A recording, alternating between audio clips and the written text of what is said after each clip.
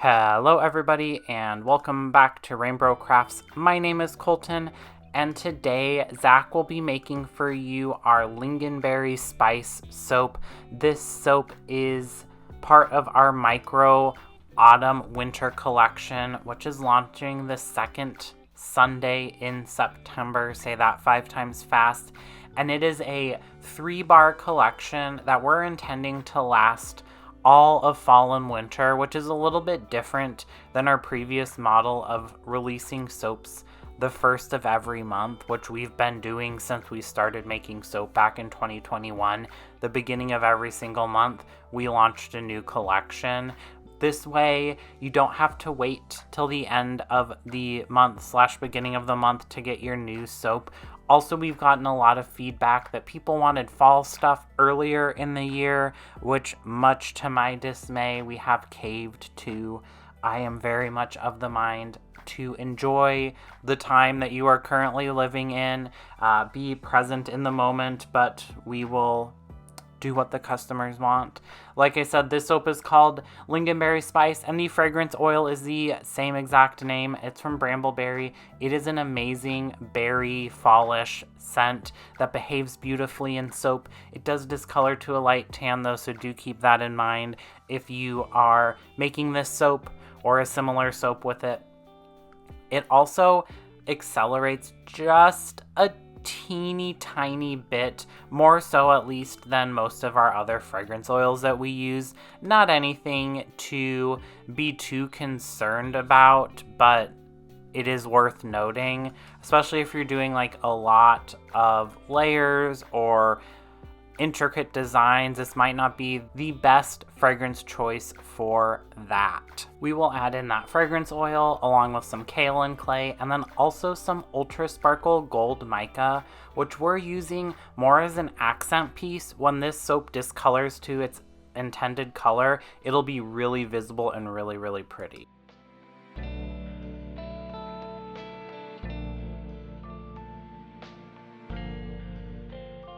We'll blitz that till it comes to a nice light trace, just like always. And like I mentioned, this is going to be a, maybe I didn't mention it. This is going to be a 3-layer soap design. So we're going to have 1 layer on the bottom, that's one color. We're going to have a middle pretty thin layer of a beautiful Merlot red color to kind of reference the lingonberry, which is what this fragrance is named after. So that's what Zach's doing right now, actually, is he is going to portion off about 2-ish cups for each slab, so 4 cups total.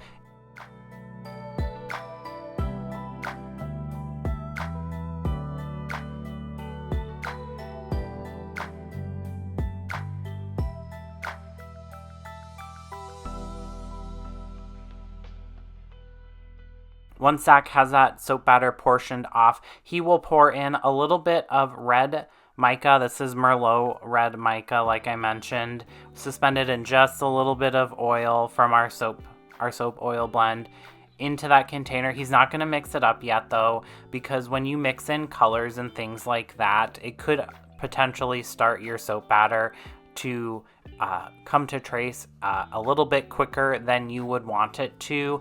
This red mica doesn't really do that. We find that if there is any titanium dioxide, so your color is basically like a whiter color or a pastel-y color, that tends to make your soap batter harden up a little quicker than what you might want. And for a layered soap design, we do not want that. If you were really concerned about accelerating, you also could potentially add your fragrance oils in like segmented sections. So potentially add in your fragrance oil to the bottom layers first, and then have a little bit set aside and add it to the 3rd segment that we portioned off earlier to delay that setup as much as possible. We're not that concerned, and this fragrance oil doesn't accelerate that much that you really need to be that concerned. But some really intricate soap designs, you would want to do that. We don't really do that because we're kind of lazy, and the easier we can do things, the better. And sorry if you hear dogs barking. Our neighbor has 2 Great Dane dogs, Kratos and Freya, and then a mini Australian Shepherd dog, Lady, and they must have just gotten let out because they were having a fun time in the backyard. Once we have that soap batter divided into our 2 slabs there, we will blitz up that red mica in that glass pour container as well, and then we'll pour off half in each of the slabs using our scraper there to break the fall. We don't want to mess this up too much. While this is going to be a hanger swirl design, spoiler alert, we still don't want this to impact the overall design, because why work so hard to do a triple layer soap and then have it look all wiggly, not on purpose? That is not going to look nice. Now that soap, the red soap, is in the slabs, we will use that scraper there to get that soap batter across the whole slab. We want red in every single part of this bar.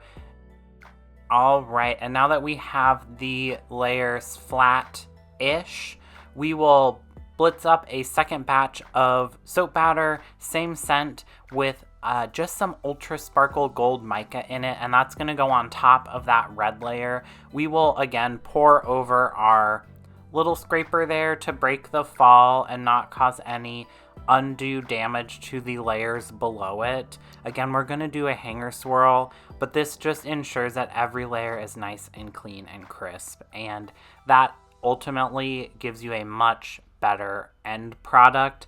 I will say that the 2 bottom layers are pretty well set up right now, so it's not a huge concern if you weren't to do this. If you didn't want to pour over a scraper, you would just want to be pretty cautious and pour really slowly, maybe in one corner, and let it flood across the whole slab, which we have done before. We just find that pouring over a scraper is a little faster, and it gives you a little more insurance to get a nice clean line at the end of your soap making process, which is what we at least are wanting. It also helps, and I think I mentioned this last week in a video, with splashing. If you poured in the corner, you also wouldn't get splashing, but if you just poured directly into your soap slab, sometimes if your soap batter is a little liquidy, it can splash up and get on you, and that is not a fun situation. Once all that soap batter is in our slab molds there, we will break out our hanger swirl tool. This is just from Bramble Berry. It's super inexpensive, but it's very impactful, and it is something that we love to do. And in fact, all of our October soaps, our Halloween soaps, are going to use the hanger swirl technique as the connecting line through the whole collection. So this is kind of like hinting at what that's gonna look like. We will then go in with some of that Merlot mica that, if you couldn't tell, we're obsessed with, and we'll do 3 lines of that, basically in the edges of where the loaves are going to be when we break these slabs into those 3 loaves. And we just eyeball this because we've been using these same slabs and the same loaves and things like that for years now, so it's just kind of habit. But you can mark these out, and you can actually kind of see on the one that Zach's using right now, there's little black hash marks. They're kind of covered up by purple mica from a previous soap batch, but there are black Sharpie marks where these loaves are on the slab. We will now go in with some of our gold Ultra Sparkle mica just between the red lines there. And if you hear different dogs barking, now Cinder and Felix are wanting in on the action next door, so I apologize for that. It's dinner time for them, so they're getting a little rowdy. So just as soon as I'm done with this, I will go and feed the beasts. Like I said, we're just going to do a light dusting of that Ultra Sparkle Gold mica, which is super pretty. It's really impactful in person as well, but it looks amazing on camera too. And then it is time to unmold and slice those up after 24 hours, of course. And you can see that the soap is already discoloring to a light tannish color, which is what we intended it to do.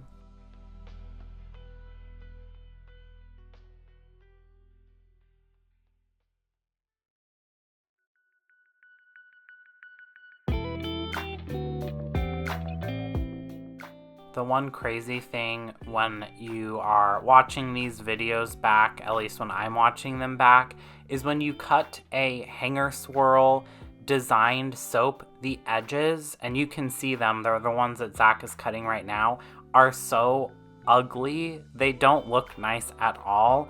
But when you cut into the actual bar, it looks amazing. Which is just kind of mind-boggling. The direction that you cut the bar can change how the actual bar looks. And you can see that ultra sparkle gold there and that beautiful red Merlot colored hanger swirled bar of soap. That is exactly what we were going for. Super cozy looking, super autumnal, and just exactly what the doctor ordered to get everyone in that cozy mindset. And the random question for everyone today from the random question generator is going to be, what languages do you speak? I only speak English. I took 3 years of Spanish in high school and 1 semester of Spanish in college when I went. And I can really struggle through an actual conversation with someone. I understand a little bit better what people are saying, so they could talk at me. I just might not be able to respond, but I can get the gist across.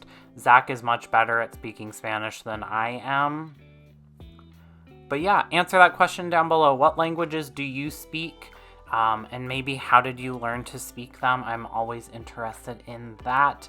But that is it. This is our Lingonberry Spice Soap, which will be for sale the second Sunday in September, which I believe is September 14th at 10 a.m. Pacific Standard Time. So come get your bars in person or get them online. Either way, this collection should be around for the next few months, so if you don't get it right away, don't worry too much. We'll be having kind of reoccurring refreshes of this through the rest of the calendar year.